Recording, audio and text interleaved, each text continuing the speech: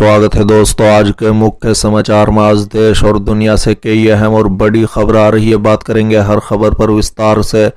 किसानों का फिर दिल्ली कूच का ऐलान, 15 से 22 मार्च के बीच होगा प्रदर्शन। कहा इस बार होगी आर पार की लड़ाई। वहीं अगली बड़ी खबर में आपको बताएंगे जींद में आयोजित किसान महापंचायत में उमड़ी भीड़। राकेश टिकैत बोले देश में बीजेपी नहीं कंपनी की सरकार। एक और बड़ी अपडेट, मिशन 156 पर काम शुरू। अशोक गहलोत बोले चाहे मोदी पड़ाव डाले, नड्डा भागवत आए, जनता नहीं करेगी स्वीकार। इसी के साथ अगली बड़ी खबर में आपको बताएंगे शिंदे के गढ़ में गरजे उद्धव ठाकरे बोले आप लोगों का खून नहीं वोट चाहिए। तो चलिए देख लेते आज की पहली बड़ी खबर। जींद में आयोजित किसान महापंचायत में उमड़ी भीड़। राकेश टिकैत बोले देश में बीजेपी नहीं कंपनी की सरकार। दरअसल दोस्तों, गणतंत्र दिवस के दिन जींद में संयुक्त किसान मोर्चा के आह्वान पर नई अनाज मंडी में किसान महापंचायत का आयोजन किया गया। इस महापंचायत में तीनों कृषि कानून रद्द हो, एमएसपी के कानूनी जामा पहनाए जाए, स्वामीनाथन आयोग की रिपोर्ट लागू हो, किसानों का कर्ज माफी और 26 जनवरी को गिरफ्तार किए गए निर्दोष किसानों को रिहाई की मांग समेत 5 प्रस्ताव पास किए गए। बता दें कि महापंचायत में भारतीय किसान यूनियन के राष्ट्रीय प्रेस प्रवक्ता राकेश टिकैत ने किसानों से आह्वान किया कि वो किसी भी अगले कदम के लिए तैयार रहे। उन्होंने सरकार, केंद्र सरकार से किसानों की मांग जल्द मानने को कहा। हरियाणा, पंजाब, उत्तर प्रदेश, राजस्थान, उत्तराखंड समेत कई राज्यों से हजारों की संख्या में किसान पहुंचे। बता दें कि इसके अलावा इस महापंचायत में बेक्यू के राष्ट्रीय महासचिव युद्धवीर सिंह, पंजाब से जोगेंद्र उग्रवा समेत कई अन्य नेता पहुंचे।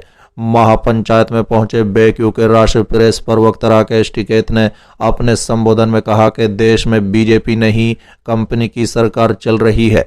इस सरकार में जो ज्यादा दाम लगाता है उसी की चलती है। उन्होंने केंद्र की बीजेपी सरकार पर बरसते हुए कहा कि सरकार कान खोलकर सुन ले, अभी तो उन्होंने बिल पास की मांग की है, अगर नौजवानों ने गद्दी वापसी की मांग कर ली तो क्या होगा। उन्होंने कहा है कि सरकार इस सभी मुद्दे पर उसकी कमेटी से बात कर ले, नहीं तो सरकार के खिलाफ कड़े फैसले लेंगे। टिकैत ने किसानों से आह्वान किया कि वो किसी भी अगले कदम के लिए रात को भी तैयार रहे। उन्होंने कहा है कि आगामी 9 फरवरी को कुरुक्षेत्र में संयुक्त किसान मोर्चा की एक मीटिंग होगी।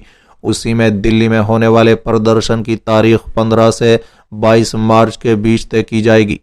टिकैत ने कहा है कि हमें भी पता है कि सरकार हमें दिल्ली में प्रदर्शन के लिए कोई जगह तो देने वाली नहीं है।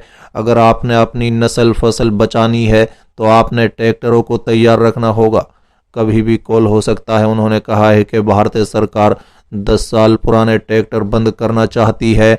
अगर सरकार आपके ट्रैक्टर को पकड़ना बंद कर दे तो आप समझ लेना कि आपका आंदोलन सफल हो गया है। टिकैत बोले सरकार ये समझ ले हम किसी पार्टी से बंधे हुए नहीं हैं। साथ ही उन्होंने कहा है कि 26, 27, 28, 29 जनवरी को हर साल तिहाड़ के रूप में मनाया जाएगा। महापंचायत के बाद पत्रकारों से बात करते हुए राकेश टिकैत ने कहा है कि बीजेपी पशुओं को भूखा मारने का षड्यंत्र रच रही है। सरकार की तरफ से अभी एक दवाई लगाई गई है जो घास और पौधों पर छिड़की जाएगी।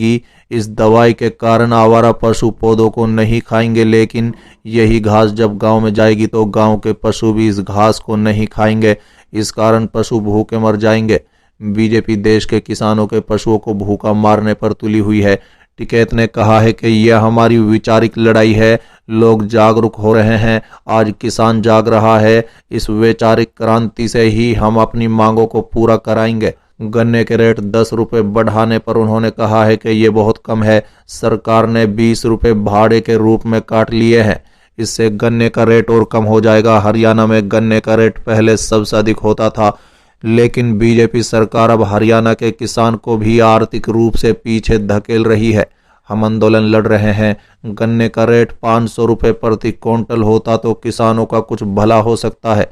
हरियाणा और उत्तर प्रदेश का किसान कोई अलग नहीं है, पूरे देश का किसान एक है। हमारी सबकी मांगे समान है। साथ ही राकेश टिकैत ने कहा है कि यहाँ का संविधान बाबा भीमराव अंबेडकर ने सबके समानता देने के लिए बनाया था, लेकिन ये सरकार भेदभाव कर रही है।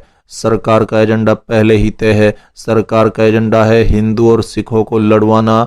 एक फसल के किसान को दूसरे फसल के किसान से लड़ाएगी और एक खाप से दूसरी खाप को लड़ाएगी। आप लोगों ने उनके चक्रव्यूह में नहीं फंसना है। किसानों को उनके बहकावे में नहीं आना है। ये अलग अलग जाति के अलग अलग किसान संगठन बनाएंगे और मजदूरों को भी अलग अलग संगठन बनाएंगे। देश में सरकारी किसान संगठन बनाएंगे और उनके संयुक्त किसान मोर्चा के खिलाफ बुलवाएंगे। संयुक्त किसान मोर्चा उनकी चाल में फंसने वाला नहीं है, क्योंकि हमें पहले ही उनकी चाल का पता है। टिकैत ने कहा है कि आने वाले समय में बीजेपी सरकार के खिलाफ वैचारिक आंदोलन शुरू होगा। इस महापंचायत में बेक्यू के राष्ट्र महासचिव युद्धवीर सिंह भी मौजूद थे। चलिए अगली खबर, मिशन 156 पर काम शुरू। गहलोत बोले चाहे मोदी पड़ाव डाले, नड्डा भागवत आए, जनता नहीं करेगी स्वीकार। दरअसल दोस्तों, राजस्थान सीएम अशोक गहलोत ने बीजेपी मुख्यालय के बाहर होर्डिंग में पूर्व सीएम वसुंधरा राजे के भी फोटो लगाने पर कहा कि वो बीजेपी पार्टी का अंदरूनी मामला है, पार्टी उन्हें तवज्जो दे या नहीं दे। बता दे कि उन्होंने कहा है कि हमारा रास्ता बिल्कुल साफ है। जब हमने 1998 में सरकार बनाई थी तो 156 सीट आई थी, तब मैं पीसीसी अध्यक्ष था। मैं चाहूंगा कि मिशन 156 लेकर हम चलेंगे। इस रूप में हमने काम शुरू कर दिया है। हमारे चारों बजट शानदार आए हैं, इस बार का बजट भी शानदार आएगा। यह हमारा प्रयास है। हम चाहेंगे कि राजस्थान को देश में नंबर 1 स्टेट बनाए, उसी दिशा में हम चल पड़े हैं। गहलोत बोले हमारी सरकार योजनाओं को लेकर दूसरे राज्यों की सरकारें हमारे अफसरों से बात कर रही है, स्कीमें अपना रही हैं, हमारे फैसलों को वो मानते हैं। हमने ग्रामीण ओलंपिक कराया तो सभी राज्य सरकारों ने उसे बहुत ही वेलकम किया और वो भी उसे लागू करने की सोच रहे हैं। हमारे हर फैसले देश में आज चर्चा का विषय बने हुए हैं। मैं उम्मीद करता हूँ हेल्थ सर्विस, शहरी रोजगार, उड़ान योजना, बच्चों की अनुपूरक कोचिंग योजना, 250 नौजवानों को विदेश में पढ़ाई के लिए भेजने की स्कीम शानदार है। साथ ही सीएम गहलोत ने कहा है कि मैं बिना सोचे नहीं बोलता हूँ, मुझे गॉड गिफ्ट है। जब बोलता हूँ तो दिल की आवाज जुबान पर आती है, इसलिए बोल रहा हूँ। तो लगता है कि जनता मेरा साथ देगी। पहले एक बार कर्मचारियों ने नाराजगी व्यक्त की और चुनाव में हमें हरवा दिया।